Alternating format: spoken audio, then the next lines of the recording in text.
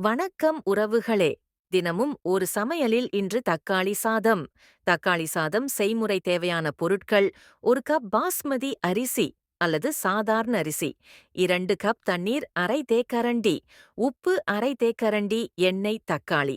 மசாலா தேவையான பொருட்கள்: 2 மேசைக்கரண்டி எண்ணெய் அல்லது நெய், ஒரு தேக்கரண்டி கடுகு, அரை தேக்கரண்டி சீரகம், ஒரு பெரிய வெங்காயம் நறுக்கியது, 2 பெரிய தக்காளி நறுக்கியது அல்லது அரைத்தது, 2-3 பூண்டு பற்கள் நறுக்கியது, ஒரு பச்சை மிளகாய் நறுக்கியது.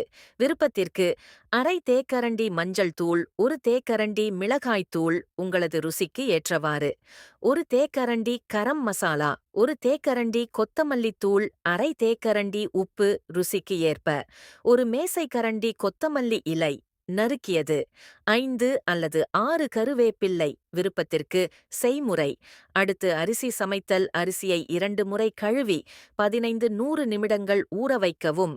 ஒரு பாத்திரத்தில் தண்ணீர், உப்பு, எண்ணெய் சேர்த்து கொதிக்கவிடவும்.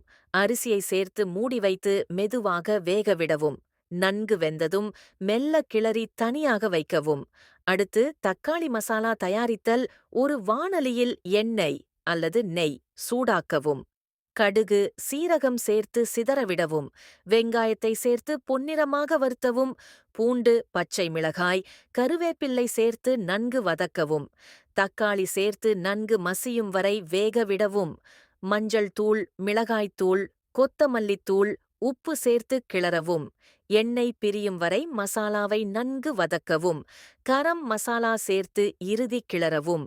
அடுத்து சாதத்துடன் கலந்து பரிமாறுதல்: சமைத்த அரிசியை மசாலாவில் சேர்த்து மெதுவாக கலக்கவும். நறுக்கிய கொத்தமல்லி இலை தூவி அலங்கரிக்கவும். சூடாக பரிமாறவும். ரைத்தா, அப்பளம், ஊறுகாய் ஆகியவற்றுடன் சிறப்பாக இருக்கும். ருசியான தக்காளி சாதம் தயார்.